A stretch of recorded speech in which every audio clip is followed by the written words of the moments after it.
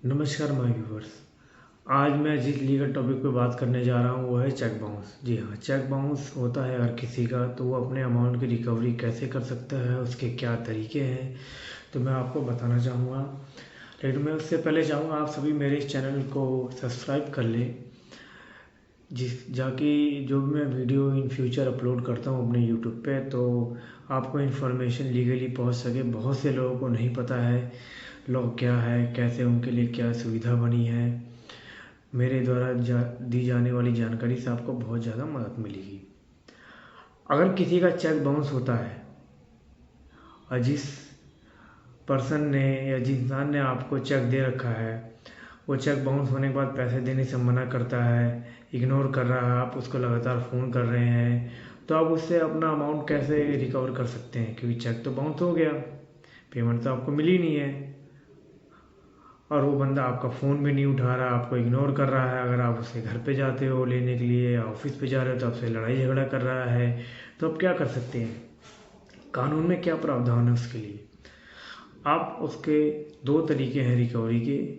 एक तो है सेक्शन 138 जो कि नेगोशिएबल इंस्ट्रूमेंट एक्ट में आता है।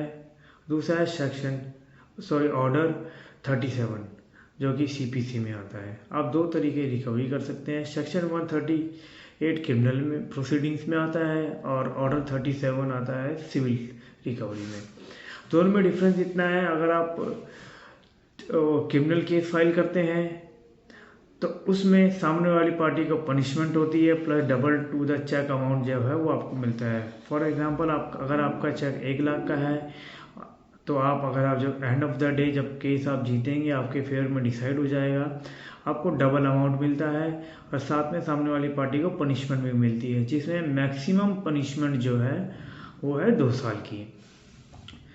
और सूट फॉर रिकवरी जो है ऑर्डर 37 सीपीसी में जहाँ पर है उसमें आपको डबल अमाउंट नहीं मिलता है, लेकिन इसमें इंटरेस्ट आपको मिलता है। जी, आप जैसे 4 साल या 3 साल आपका केस कोर्ट में चला और जब ये डिसाइड हुआ आपके फेवर में, तो जिस डेट को आपने केस फाइल किया था कोर्ट में वहाँ से रेट ऑफ इंटरेस्ट आपको मिलना चालू हो जाएगा।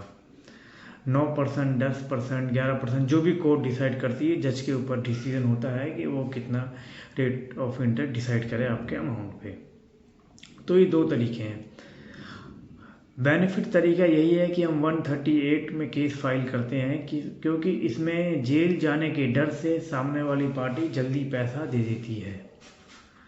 सेक्शन 138 का प्रोसीजर यही है, आज आपका चेक बाउंस हो गया है, डिसऑनर हो गया है फंड इनसफिशिएंट की वजह से, आप 30 डेज़ के अंदर दूसरी पार्टी को नोटिस भेजेंगे, लीगल नोटिस अपने एडवोकेट के थ्रू।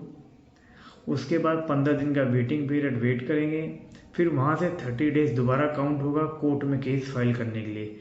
अगर वो 15 दिन के अंदर नोटिस सेंड करने के बाद आपको अमाउंट रिफंड कर देता है तो ठीक है।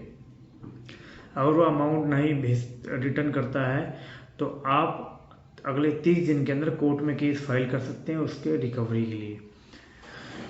मोस्ट ऑफ द केसेस में क्या होता है कि किसी का लिमिटेशन एक्सपायर हो जाता है, जैसे नोटिस भेजने के बाद 30 डेज़ के अंदर हम कोर्ट में केस फाइल करते हैं 138 में, लेकिन अगर 30 डेज़ का टाइम लैप्स हो गया, ज़्यादा बीत गया, 30 डेज से 40 डेज़ हो गए, 45 डेज़ हो गए, जब तो हम 138 में नहीं फाइल कर सकते हैं। या तो लीगल ग्राउंड हो, लीगल ग्राउंड में एडमिट से आउट ऑफ द टाउन थे, तबीयत बहुत ज़्यादा ख़राब थी, घर में कोई एक्सपायर हो गया था, टाइम नहीं मिल पाया था,